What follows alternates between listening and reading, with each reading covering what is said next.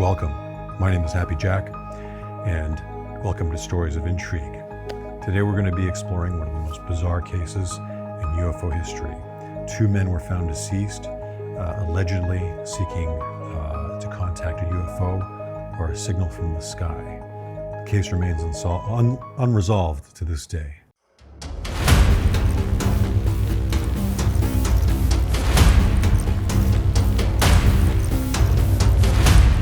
A group of schoolboys had discovered the bodies on August 17th on a hill called Morro do Ventum. Morro do Ventum is located in a suburb of Rio de Janeiro. The victims were Miguel Viana and Manuel Cruz of Campos. Now, by the time the police were notified, night had fallen, and the police had called off the investigation until the following morning.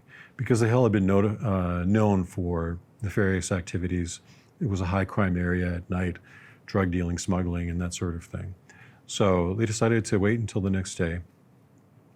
And one of the more remarkable things about this case was that when they had approached the site where the bodies were at the top of the hill, there was no smell. There was no smell of decay. And the bodies had been out for more than 24 hours, remarkably, in the Brazilian hot summer.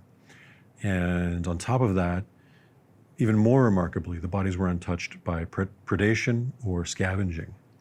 A pair of crude lead masks were found near the bodies of the men. A note was also found with strange instructions, which said, meet at the prearranged spot at 4:30, at 6:30 in just the capsules. After the effect is produced, protect half of face with lead masks and wait for the prearranged signal. The two bodies of the men were found lying on their backs, peacefully next to each other, dressed in suits.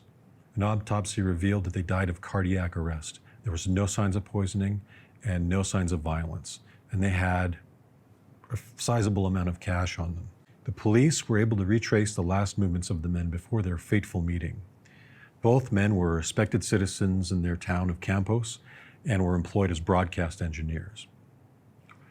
They were last seen alive on the hill of Morro do Ventum at 5 p.m. Officials, unhappy with the results of the initial autopsy, requested a second autopsy with more thorough tests.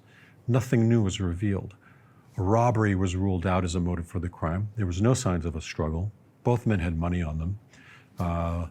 Many theories were put forth, including espionage or maybe a gay suicide pact, but all were dismissed, as there was no signs of a struggle and no poison.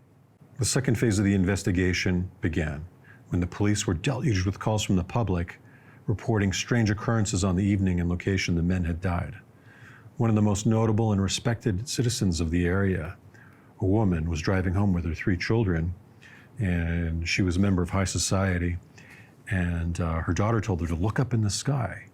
And when she looked up, she saw this oblong, egg-shaped craft that was orange in color and had like a fiery ring around it, and it was shooting beams in all directions. And so she pulled over her car. She got out to get a better look with her children, and they were staring up at this thing, and at that point it had been hovering up and down over the hill where the men were, and it was shooting us a well-defined blue beam. And what really made this bizarre was the fact that her testimony was then corroborated with many independent witnesses who had phoned in reports of seeing the strange craft over the hill that night. All the reports placed the object near the location where the victims were found. Upon further investigation, police found a book on scientific spiritualism in Miguel's home. Miguel's sister said he mentioned a secret mission, and it became known that the two were part of a spiritualist occult group, which was known for trying to attempt communication with aliens on other planets. Manuel, a few days before his fateful trip, had mentioned that he was going to attend one final test and then decide if he was going to be a true believer. Were they trying to contact a UFO or something else? In another strange turn of events, a security guard saw the men get out of a Jeep near the hill with 2 other people, which he couldn't identify clearly. Other witnesses reported a blonde man talking to the victims at the foot of the hill, but police were never able to track him down. In a last-ditch effort, tests were run on the men's hair at the Atomic Energy Institute in Sao Paulo.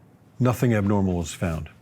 Finally, 2 years after the investigation had begun, the case was closed, unresolved. Then, at this point, all kinds of wild claims had started to come out, including a false confession of murder from a criminal. A group of spirituals claimed to have channeled an alien who told them that the men died while running towards to meet a spacecraft coming to meet them, and which obviously didn't meet the details of the case. And so the case remains unsolved today, unfortunately. Legendary UFO researcher Jacques Vallée visited the site in 1980 and noted that 14 years after the event, no vegetation grew at the site where the men's bodies were found.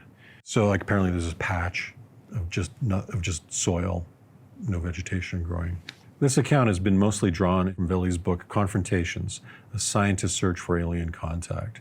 If you're interested in knowing more about the negative and terrifying impacts of UFO encounters, I would highly recommend this book. There's a link in the description below. In it, he explores some of the less positive cases he came across during his investigations. Vallée is a brilliant researcher. He has a master's degree in astronomy, as well as a PhD in computer science, and he looks at the UFO phenomenon in a purely scientific way. If you're interested in more stories of intrigue, please consider subscribing and liking this video. There's also a Patreon link below. Thank you. See you next time. And if a UFO lands in your yard, think twice.